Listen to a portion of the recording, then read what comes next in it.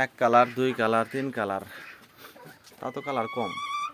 Colour করি নাই ভাই। হুম, কালার কেন করলাম না, কালারটা আমি চাচ্ছি এক কালার আনবো। এক কালার থনে কালারিং বেশি চলে। কালারিং বেশি চলে, কিন্তু কালারিং পাচ্ছি না, এই সমস্যা। আমার এই দুইটার বয়স কিন্তু প্রায় 3 বছর। 3 বছর না? এই দুইটা, এটার ওজন ছিল 9 কেজি প্লাস। গরু কয়টা? দুইটা না তিনটা?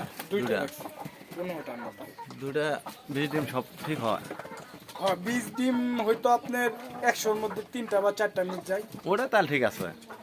100%-এর মধ্যে 90% হলেই অনেক থাকে, কিছু। কিন্তু ফার্মি পাচ্ছি না, ফার্মি খুব খারাপ, ফার্মি মুরগির ডিম বেশি কাটে।